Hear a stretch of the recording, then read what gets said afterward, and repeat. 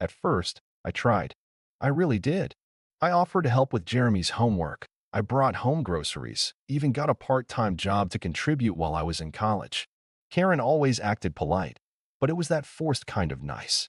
Like the way someone smiles at a cashier but doesn't make eye contact. And Dad? He just faded. Started missing my recitals, brushing off our movie nights, canceling father-son trips we used to take every spring. Said he was busy, but he wasn't. He just stopped trying. I moved out at 20 when I finally got tired of feeling like a third wheel in my own house. But even then, I didn't cut ties.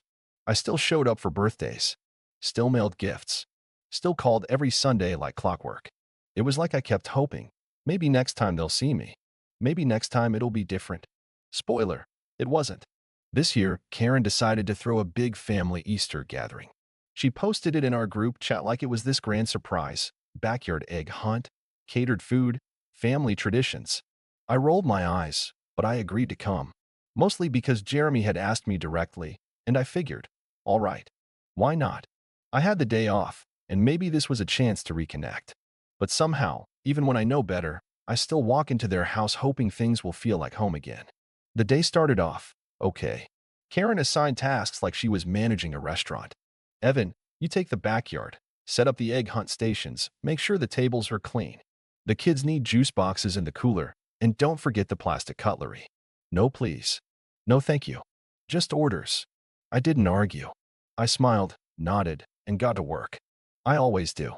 It's like muscle memory now. I cleaned the backyard, arranged the plastic eggs, laid out the tablecloths, even fixed a few chairs that were wobbling. I went on a last-minute store run when the catering service called and said they forgot the vegetarian dish. I paid out of pocket for it, $74.63. Never got reimbursed, by the way. Around 3 p.m., people started arriving.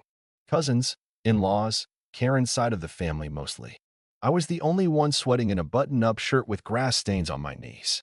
Everyone else had somehow shown up fresh, clean, and clueless. Karen's sister greeted me like I was the hired help. "Oh, you must be the one setting everything up. You're doing such a good job." She said it with that faux cheery tone that made me want to laugh and scream at the same time. My own uncle didn't even recognize me at first. Jeremy gave me a side hug and muttered, "Glad you came, man," before disappearing with his girlfriend.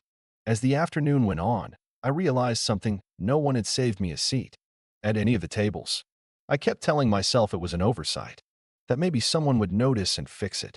But the more people trickled in, the more chairs were taken, until I was left standing with a plastic cup of lukewarm lemonade in my hand and a forced smile on my face. Karen finally announced dinner was ready. People started lining up near the buffet, paper plates in hand, laughing and joking. I lingered near the folding table where I'd set out the forks. That's when it happened. I was reaching over to straighten a napkin holder when I heard my dad's voice, sharp, sudden, and just loud enough for the people around us to stop talking. "Evan," he said, not looking at me, "you're just a guest in this family now. Don't overstep." It was like someone had sucker punched me. At first, I didn't even process it. I just blinked, confused, thinking maybe I misheard him.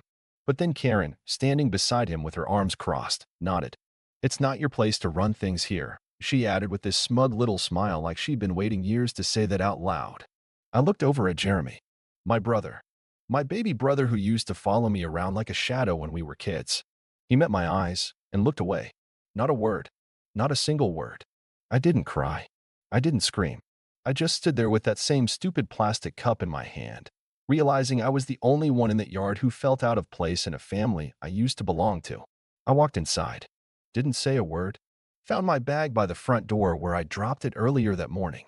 And then I started unplugging things. The Wi-Fi router? Gone.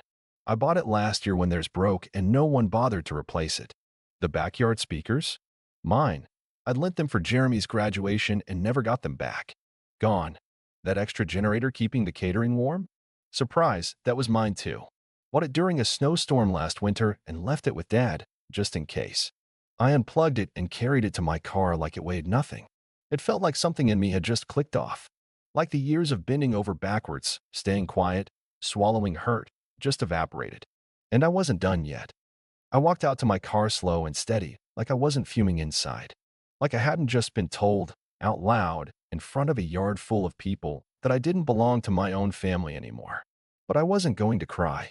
Not for them. Not anymore. As I opened my trunk and started loading the gear, I noticed someone watching me from the kitchen window, Jeremy. He didn't come out. He didn't say anything. Just stared. I almost laughed. Maybe he was shocked I didn't just slink off quietly like always. Not this time. After loading up, I got in the car and sat with the engine running. I stared down at my phone and opened a little folder I kept on my notes app. It was labeled Shared Expenses, and it held a lot of things my family had conveniently forgotten I'd covered over the years. Like the car insurance policy that was still in my name. Dad had totaled his car a few years back, and I stepped in to co-sign the new one and get him a good rate through my provider. He never transferred it. I paid the monthly premiums. Quietly. Out of guilt, I guess. Or habit. Or the utilities. The house was still under Mom's name when she passed, and I'd never officially removed myself as the secondary account holder.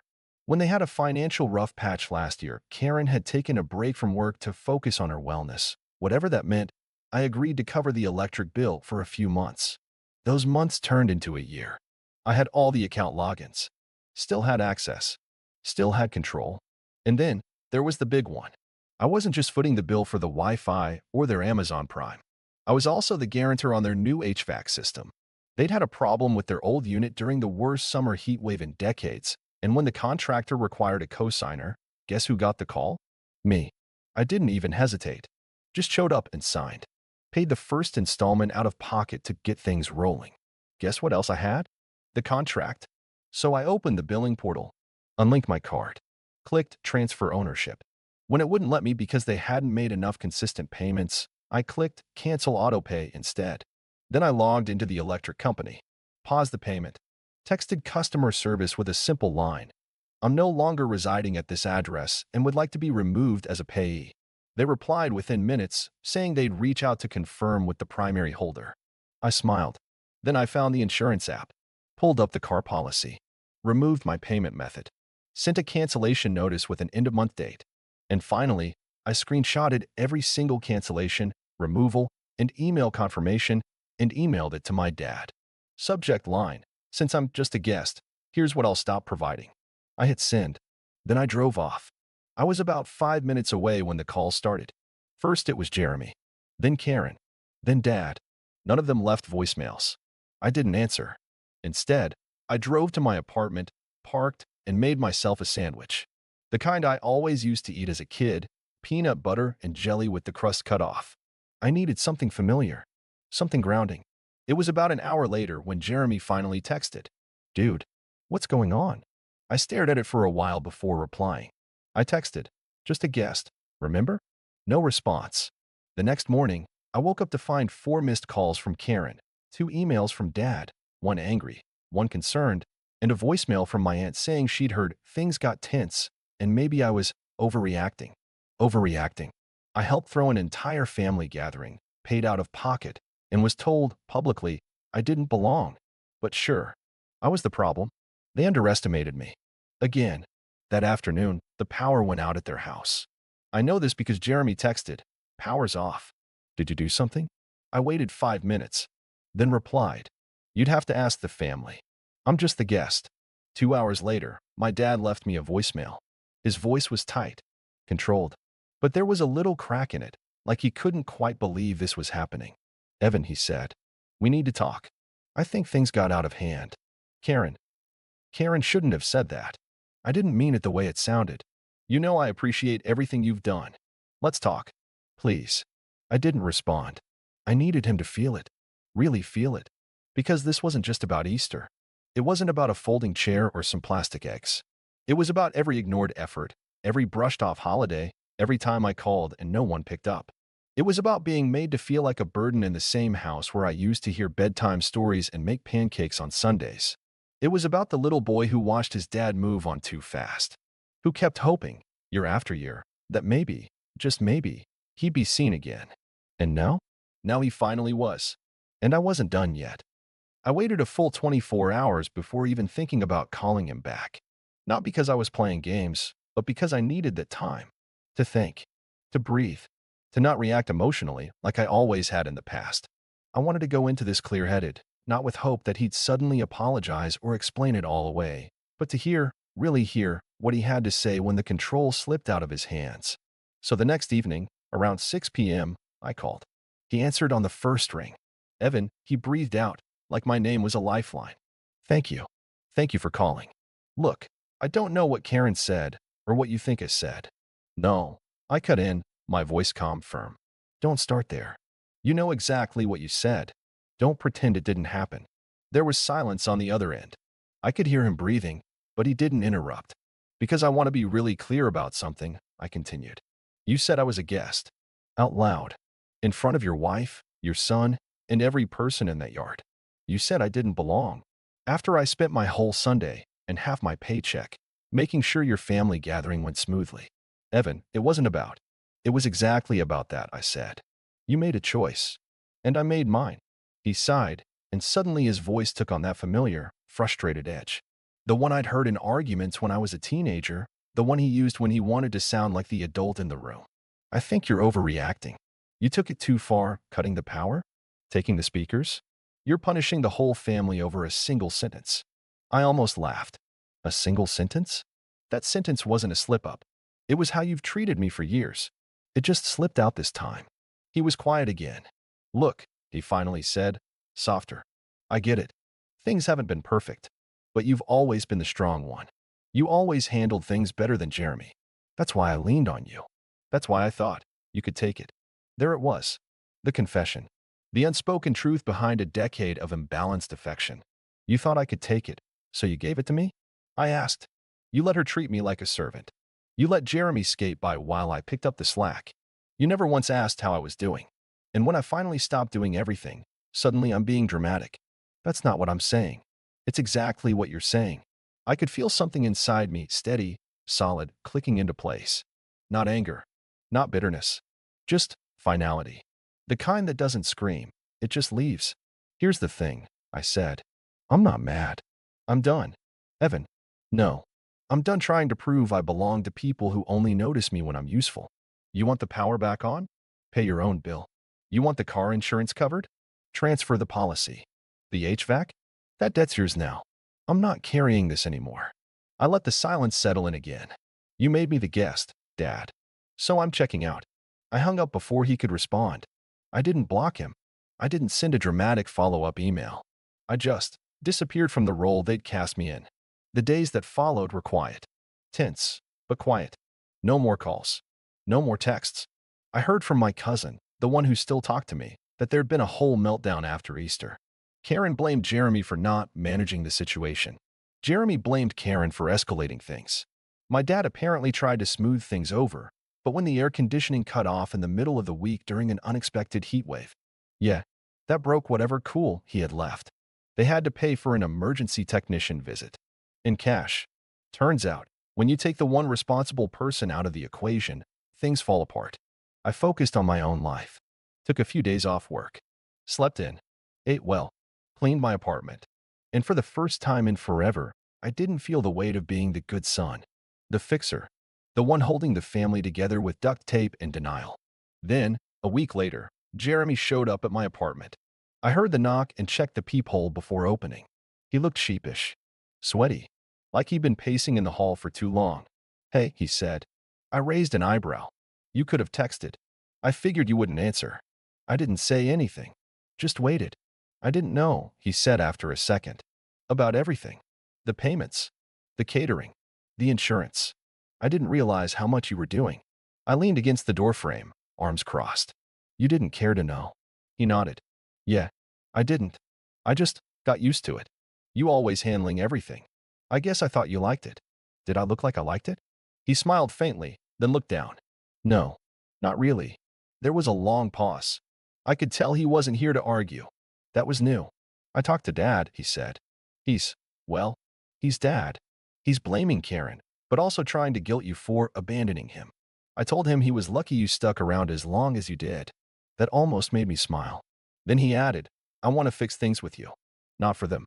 Just us. I studied his face. For once, there was no entitlement there. No cocky younger brother grin. Just honesty. You want to fix it? I asked. Then start by not needing me to do all the work. He nodded again. Fair. I opened the door wider and stepped aside. You want water? He exhaled like he'd been holding his breath the entire time. Yeah, that'd be great. As we sat down in my kitchen, something shifted. Not fully healed, not forgiven, but cracked open, just enough for the air to move again. My dad would keep calling, I was sure. Karen might even send a guilt-ridden email about rebuilding trust. But I wasn't playing along anymore. This time, the guest had left for good. Jeremy and I talked for nearly 2 hours that night. Not just about the Easter disaster, but everything. The years of imbalance. The quiet resentments.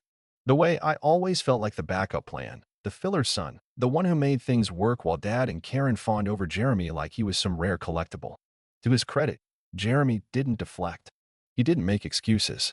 He listened. I think I was just lazy, he said at one point. It was easier to let you carry it all.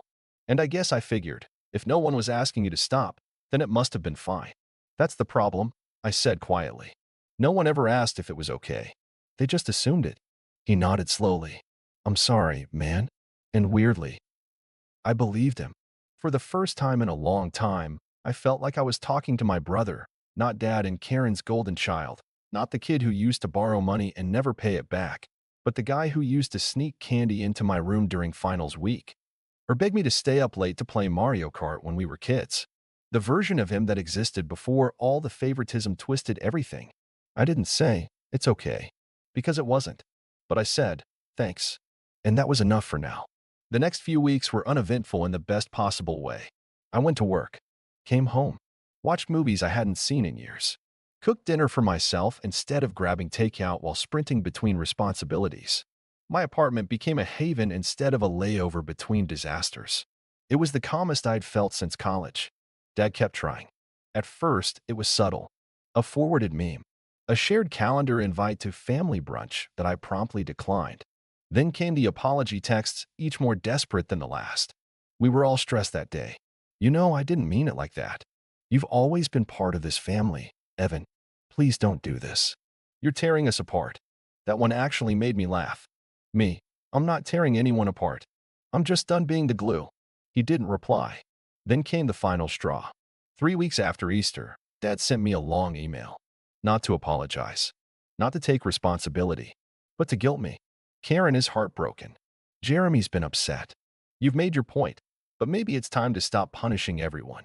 Punishing. That word lit something inside me. Because let me be clear, I hadn't done this to be vindictive. I didn't flip the switch to hurt anyone.